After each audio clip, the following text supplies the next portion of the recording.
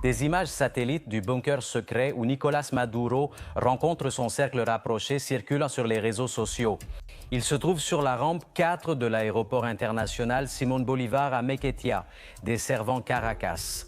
Une structure souterraine conçue pour survivre à toute attaque et maintenir les dirigeants du régime isolés du monde extérieur.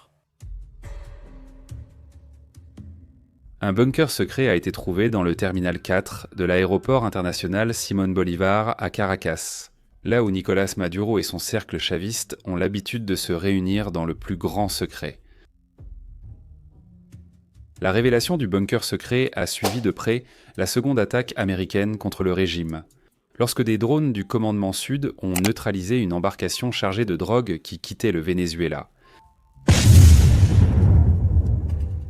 3 narcoterroristes ont été tués pendant l'opération. Cela montre clairement que les Nord-Américains sont prêts à étouffer toutes les sources de financement du régime chaviste. Les États-Unis, surtout Donald Trump, ils ne plaisantent pas avec Maduro, n'est-ce pas? Il a déjà offert de l'argent à ceux qui donneraient des informations aux États-Unis menant à l'arrestation de Maduro, qu'il qualifie de trafiquant. Qu'est-ce qu'il pouvait bien y avoir dans ce petit bateau, hein, Ali?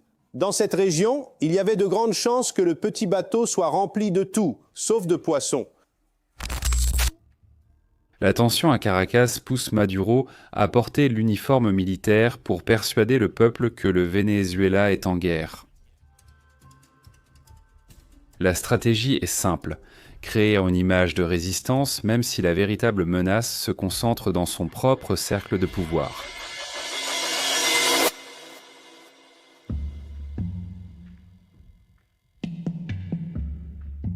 La population vénézuélienne, quant à elle, sait que la cible des États-Unis est le régime, et non le peuple vénézuélien, qui souffre depuis des décennies de la faim, de la misère et de la répression chaviste. Dans cette vidéo, découvrez des drones utilisés dans la toile d'araignée entourant le Venezuela. Soyez les bienvenus à Vie à la caserne.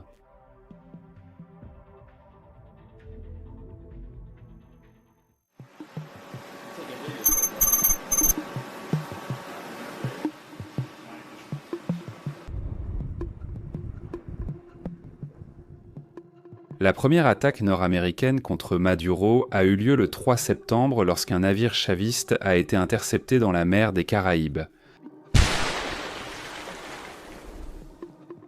L'opération a été officiellement annoncée et a abouti à la neutralisation de 11 narcoterroristes. Au début, le régime a tenté de discréditer la vidéo diffusée par Donald Trump en affirmant qu'elle aurait pu être générée par l'intelligence artificielle. Peu après, le régime a déclaré que les occupants étaient des civils, mais le Pentagone a confirmé qu'ils appartenaient au groupe criminel TREM de Aragua.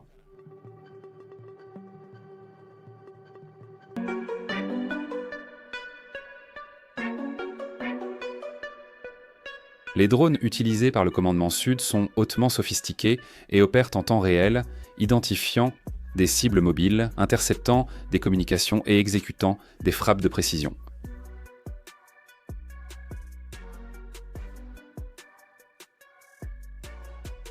La surveillance aérienne couvre des zones stratégiques maritimes, caribéennes et frontalières, formant un réseau constant.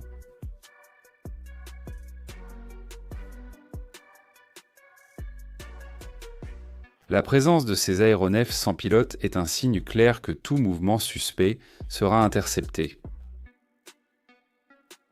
La technologie employée inclut des capteurs électro-optiques infrarouges et des systèmes d'intelligence artificielle, capables de suivre les activités illicites et de fournir des données détaillées pour des opérations conjointes.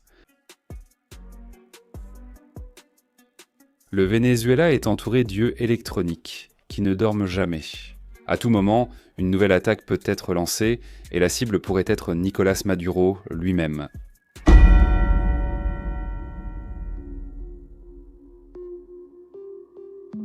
Des journalistes vénézuéliens exilés dans d'autres pays ont révélé que l'emplacement du bunker a été divulgué par des militaires du régime lui-même, qui ne font plus confiance à la direction de Nicolás Maduro. La peur d'un bombardement avec des avions comme le B-2 Spirit a plongé Nicolás Maduro dans un état de paranoïa.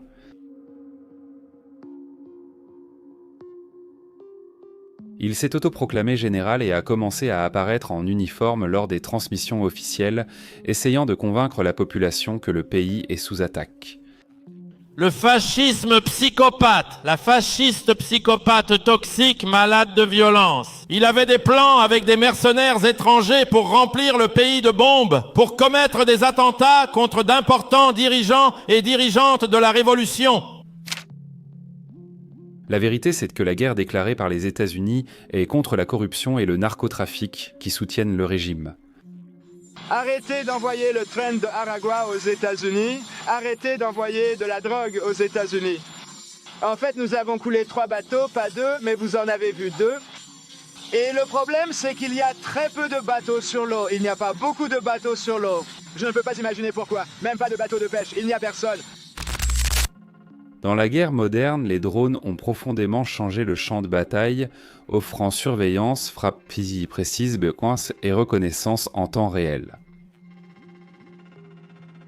Ces véhicules aériens sans pilote, comme les M49 Reaper et les RQ-4 Global Hawk, fonctionnent avec des capteurs avancés, de l'intelligence artificielle et des armements guidés, permettant des missions dans des environnements hostiles sans exposer les pilotes au danger.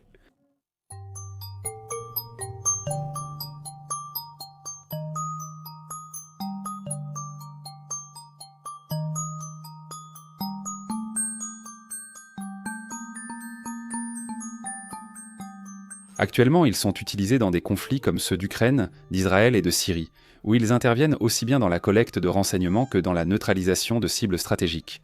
Leur autonomie et leur faible coût en font des outils indispensables pour les forces armées en quête de supériorité technologique et d'agilité tactique. Il convient de souligner que les États-Unis sont des experts dans l'utilisation de drones de surveillance et d'attaque. Ayant employé ces technologies dans divers conflits au cours des dernières décennies, comme lors des guerres en Afghanistan, en Irak et en Syrie, en plus d'opérations ponctuelles au Yémen, en Somalie et au Pakistan.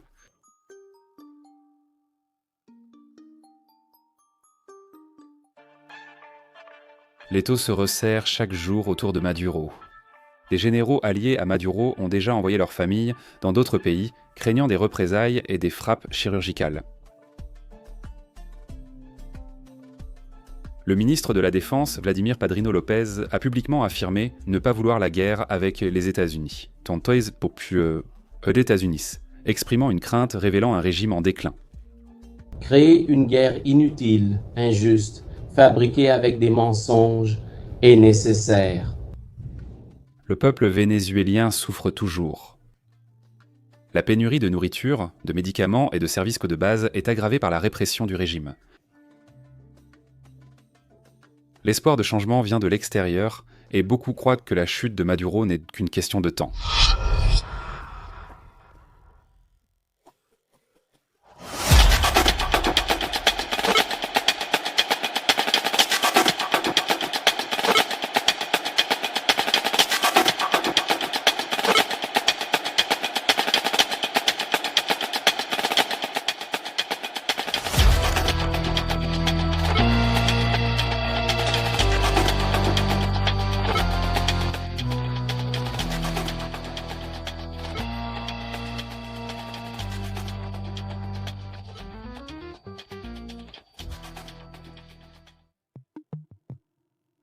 La communauté internationale se positionne. Des pays qui étaient auparavant neutres condamnent désormais ouvertement le régime vénézuélien. Cependant, le gouvernement brésilien actuel reste opposé à l'opération des États-Unis autour du Venezuela.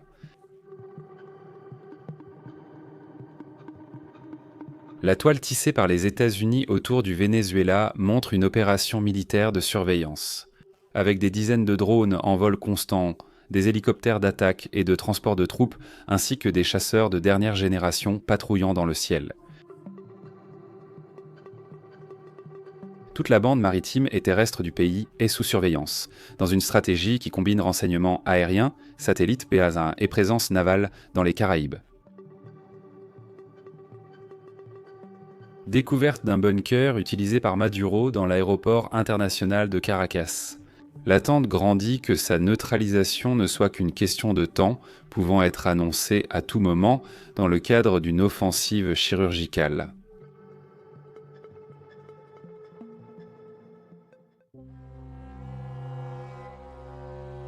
Nous, de Vie à la caserne, avons suivi chaque étape de cette crise en apportant des analyses, des informations exclusives et des débats avec notre communauté.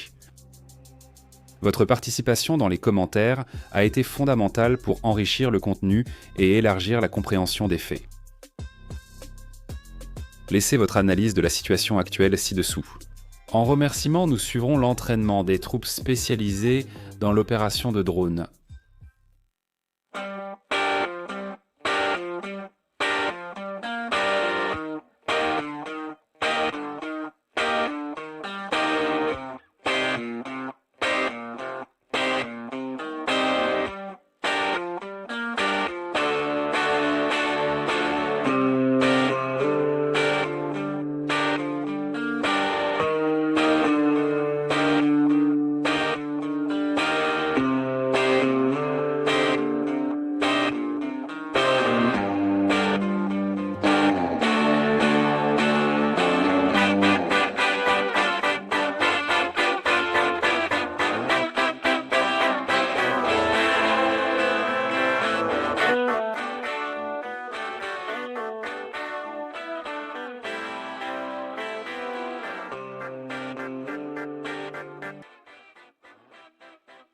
Dans Vie à la caserne, vous suivez toute l'actualité militaire.